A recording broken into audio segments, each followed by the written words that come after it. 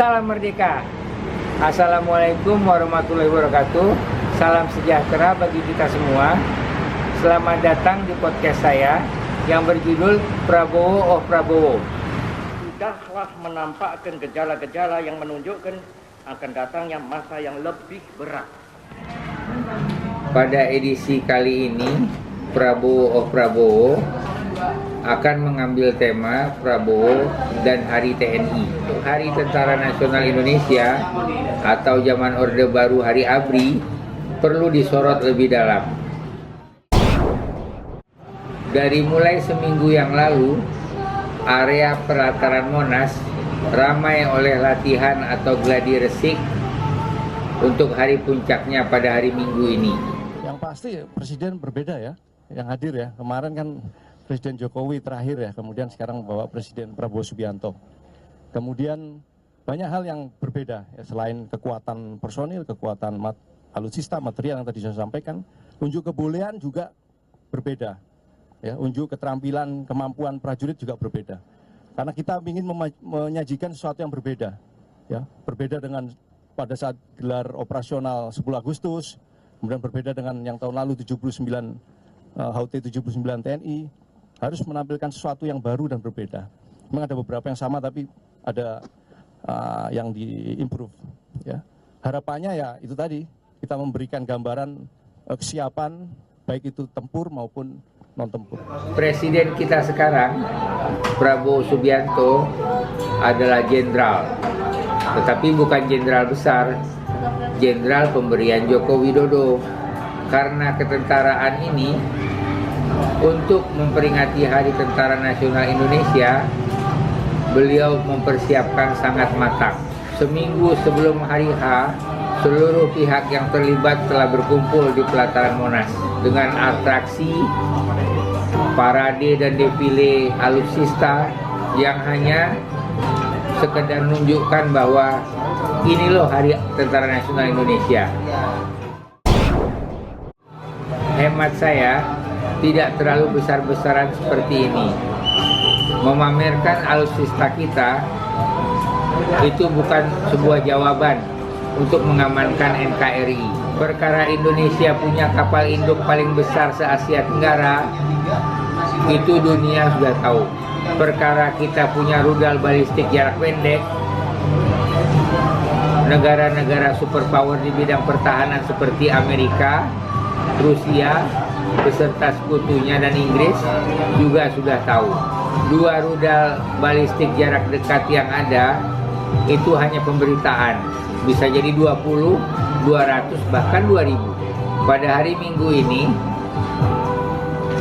Hari Tentara Nasional Republik Indonesia diperingati, kalau menurut hemat saya, sangat besar-besaran.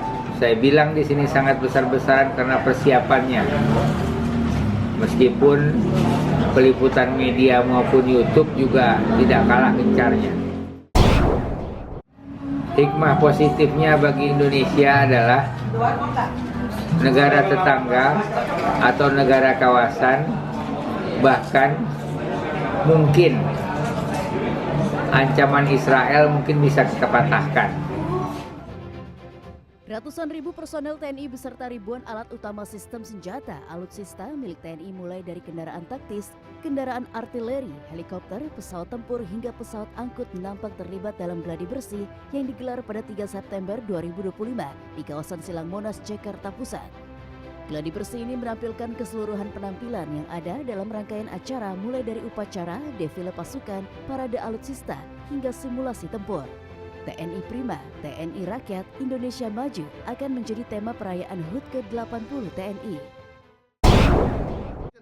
Menurut analisa saya, sudah pasti Prabowo akan mengeluarkan jurus-jurusnya yang akan diperlihatkan pada lawan politiknya. Dalam hal ini kita tak usah sebutkan namanya karena se-Indonesia bahkan sedunia udah tahu. Strategi ini bagus. Contohnya, keputusan IKN menjadi ibu kota politik. Saya ulang-ulang, tidak mengganti Kapolri dengan Panglima TNI, dan tarik ulur posisi Gibran Rakabuming Raka. Momen menarik terjadi saat Cawapres nomor urut 2 Gibran Rakabuming Raka hadir di Istora Senayan dalam acara mengawal suara rakyat. Tampak Gibran digendong oleh ajudan Prabowo Subianto, Mayor Teddy Indrawijaya. Momen itu terekam dalam sebuah foto yang diunggah Gibran di akun Instagram resmi miliknya. Dalam foto itu, tampak Mayor Teddy mengenakan kemeja putih, menggendong Gibran, sementara Gibran terlihat sumringah. Jadi mengadakan perlawanan oke, patuh pun oke. Lalu dengan kondisi seperti ini bagaimana masyarakat Indonesia memandang? Hanya wait and see, tunggu dan lihat, tidak lebih. Mahasiswa juga nggak mungkin ikut campur lebih dalam. Pengamat paling lewat tulisan aja. YouTuber seperti saya juga seperti ini. Namun mungkin tahun depan warna atau pentas politik mungkin berubah. Mungkin terdapat pergantian Panglima TNI atau Kapolri, atau justru orang-orangnya Joko Widodo masuk lagi ke kabinet. Nggak ada yang tahu, karena percaturannya bukan hanya antara Jokowi dan Prabowo saja. Ada di situ Susilo Bambang Yudhoyono, ada di situ Megawati Soekarno Putri. Kalau yang kelas-kelas ring 2-nya Gatot Nurmantio, Anies Baswedan.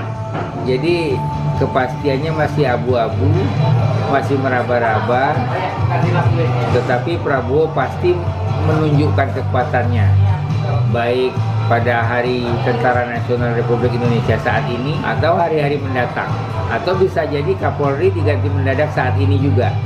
Kita nggak tahu, seperti pergantian Erick Thohir dari Menteri BUMN ke Menpora. Sampai-sampai udah lebih dari seminggu nggak ada yang jadi Menteri BUMN. Nah, alasannya undang-undang itu mau direvisi lah, itulah. Ya nggak apa-apa lah, nama juga pentas. Mudah-mudahan Hari TNI tahun ini menjadi refleksi bagi kita di kawasan Asia Tenggara, agar kita Indonesia nggak dianggap enteng. Madam President, Excellencies, we live in a time when hatred and violence can seem to be the loudest voices. But beneath this loud noise lies a quieter truth, that every person longs to be safe, to be respected, to be loved, and to leave a better world to their children. Our children are watching. They are learning leadership not from textbook, but from our choices. Today, still, a catastrophic situation in Gaza is unfolding before our eyes. At this very moment, the innocent are crying for help, are crying to be saved. Who will save them? Who will save the innocent? Who will save the old and women? Millions are facing danger at this very moment. As we sit here, they are facing trauma. They are facing irreparable damage to their bodies. They are dying of starvation. Can we remain silent?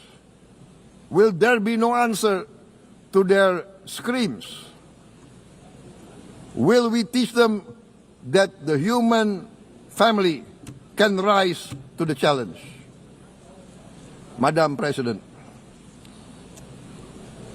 we must act now. Many speakers said that. We must stand for a multilateral order where peace, prosperity, and progress are not the privilege of a few, but the right of all. With a strong United Nations, we can build a world where the weak do not suffer what they must, but live the justice that they deserve. Let us continue humanity's great journey of ideals, the selfless aspirations that created the United Nations. Let us use science to uplift, not use science to destroy. Let rising nations help others to lift themselves. Mohon komentarnya ditulis secara langsung atau japri ke kami lewat WhatsApp ke 0858 9449 9078. Terima kasih. Demikianlah podcast saya untuk hari ini. Sampai jumpa esok hari.